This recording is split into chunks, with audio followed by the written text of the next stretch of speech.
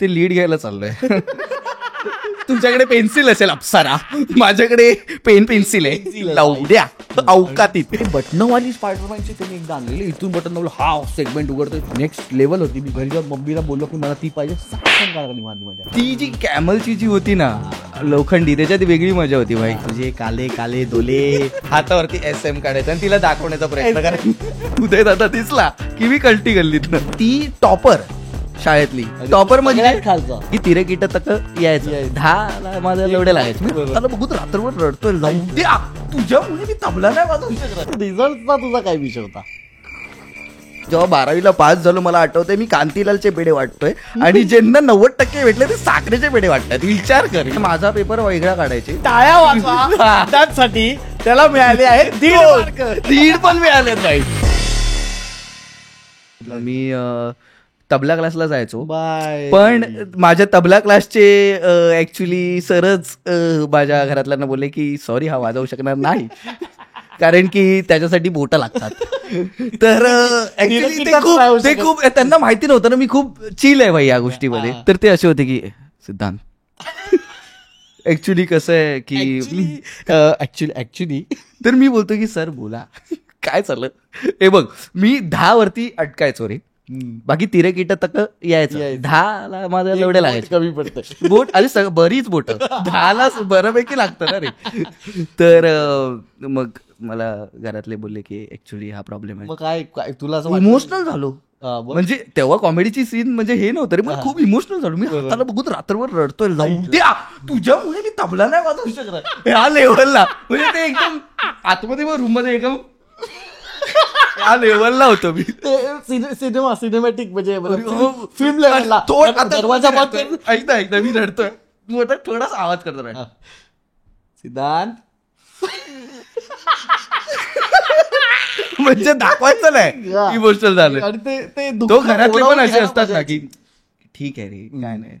मग तो तबल्याचा विषय मिटला तिथे. मग तिथून पुढे कुठला इन्स्ट्रुमेंट नाही त्याच्यानंतर नाही, मी कुठल्या नंतर हारच मानली.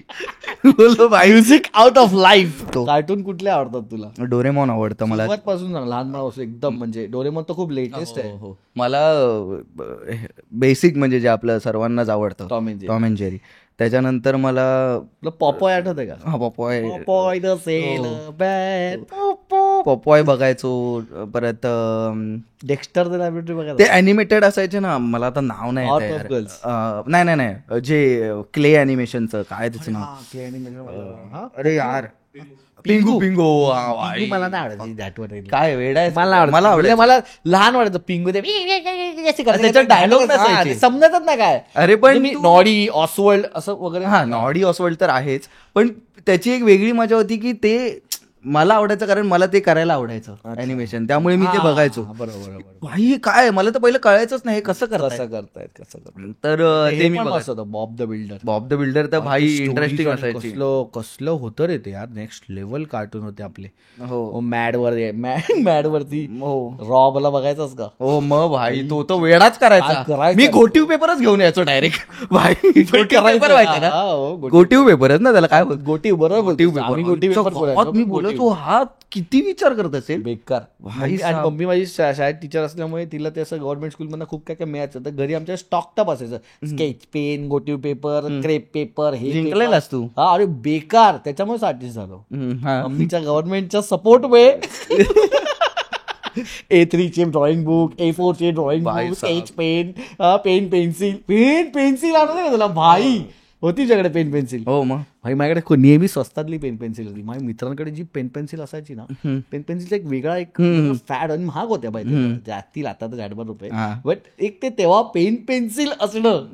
पेन्सिल तर सगळ्यांकडे असायच्या. पेन्सिल ती हळू बारीक यायची ना, त्याच्यामध्ये एक अरे ते मित्राला बोलताना आता माझ्याकडे जेव्हा आली ना, ऑफकोर्स म्हणजे माझ्या पण फॅमिलीमध्ये तितके हे नव्हते, पण माझ्या काकीकडच्या साईडने असे म्हणजे हा घे बाबा पेन्सिल घे. तर मी ते हे संपलं ना त्याचं लीड घ्यायला जेव्हा जायचो तेव्हा मित्रांना फ्लेक्स करायचो ते लीड घ्यायला चाललोय. तुमच्याकडे पेन्सिल असेल अप्सरा, माझ्याकडे पेन्सिल आहे, लावू द्या अवकातीत.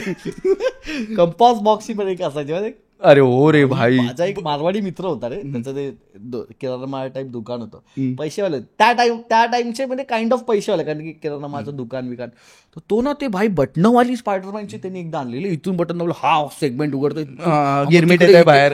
नाही त्याच्यात इनबिल्ड ते होतं ते एक तर तेच गिरमिट हे झालो. म्हणजे मी फ्लिप कुठे झालो, एक बापवाली त्यांनी आणलेली कंपास, त्याच्यात पेन्सिल तू टाकली ना, एक बटन दाबलं की ऑटोमॅटिक फिरायची गोल पेन्सिल आणि शार्पन होऊन घ्यायची. कोणाचा पोरगा होता? बाय बेक आठवत ना, पण नेक्स्ट लेवल होती. मी घरी जाऊन मम्मीला बोललो की मला ती पाहिजे, 60 काढली मारली माझ्या.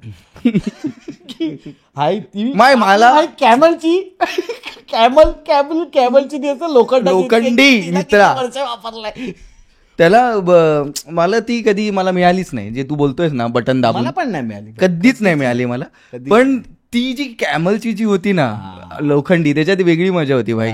ती मी अक्षरशः ती म्हणजे त्याचा कलर निघून जो ती चंदेरी कलरची होती, तिचा ऍक्च्युअल कलर दिसायला लागतो तेवढी वापरली. म्हणजे मी 4 वर्ष एक कंपास पेटी वापरली आणि त्याच्या आतमध्ये भगव्या कलरचं ते हे यायचं, त्याच्यामध्ये सगळं शार्पनर ठेवायला, कर्कटाक ठेवायला, खाचे. त्याला मी होल पाडायचो, का माहिती का, त्याला मी होल पाडून ठेवायचो अशी, त्याने फाटायचं का पॉइंट. हा फाटायचंच ते.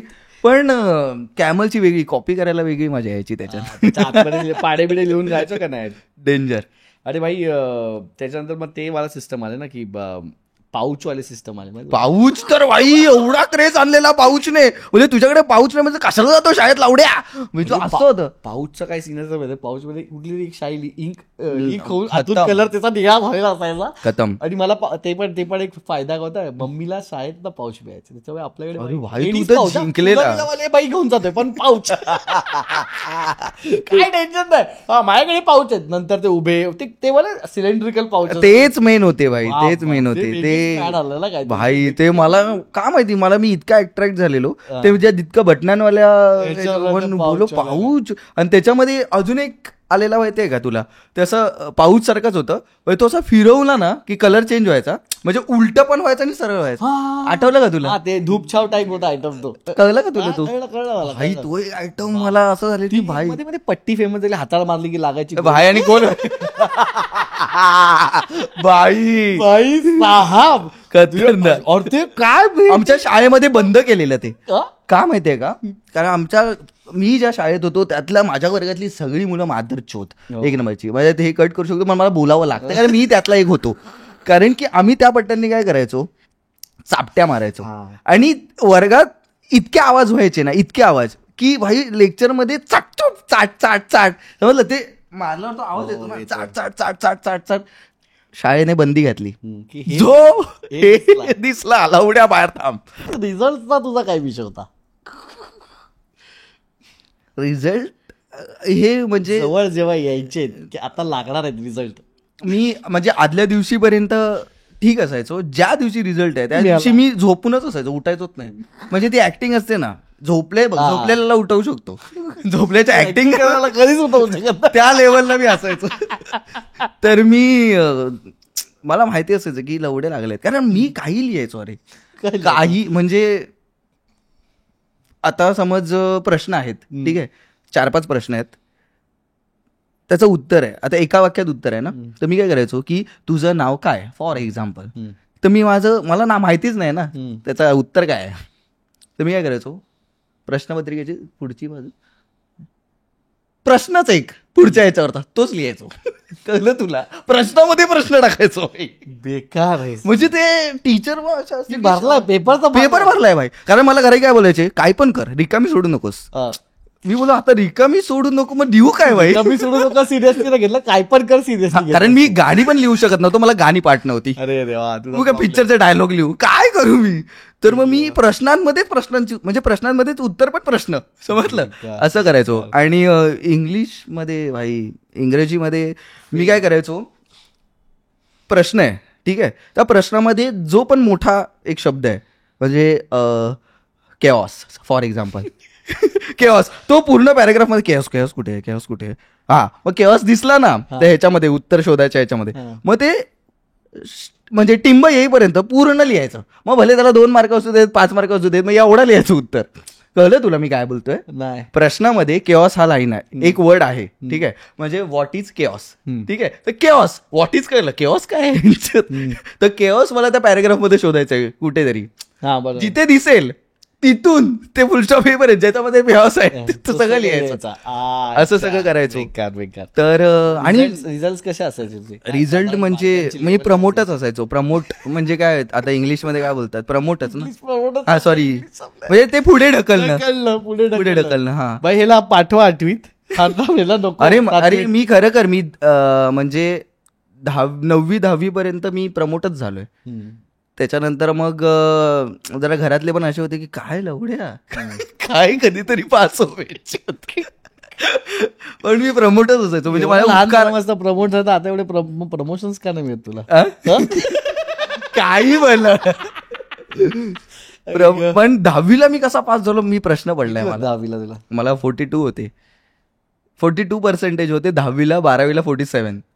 ते पण मी प्रश्न मध्ये आहे. प्रगती झाली मित्रा. म्हणजे मी जेव्हा 12वीला पास झालो मला आठवतंय मी कांतीलालचे पेढे वाटतोय आणि ज्यांना 90% भेटले ते साखरेचे पेढे वाटतात. विचार कर मित्रा, या लेवलला खुशी होती मला. कुठला तू commerce science? SP Marathi commerce.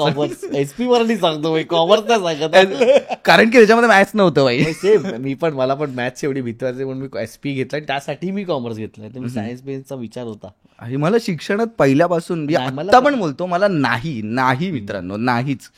म्हणजे मला पण एवढं नाही आवडायचं, पण आता मम्मी टीचर होती म्हणतात मला झक म्हणून चांगला करावा लागला. तुला तर काय ऑप्शन नव्हता. माझी तशी मोठी बहीण होते यार, म्हणजे खूप, म्हणजे ते दिवाळीत पण बघ, ती दिवाळीचं हे यायचं की नाही दिवाळीचं बुक यायचं, ते कम्प्लीट करायचं असतं दिवाळीच्या सुट्टीत. म्हणजे अरे दिवाळीला फटाके फोडू की दिवाळीचं पुस्तक भरत बसू यार. म्हणजे दिवाळी कशासाठी असते? दिवाळीचा अभ्यास करण्यासाठी असते का? रांगोळी आणण्यासाठी असते? फराळ खाण्यासाठी असते? तर ते म्हणजे माझी बहीण इतकी डेंजर होती ना, म्हणजे तुझ्या आई लेवलला असू शकेल. एकदाच लवडे लावायचे.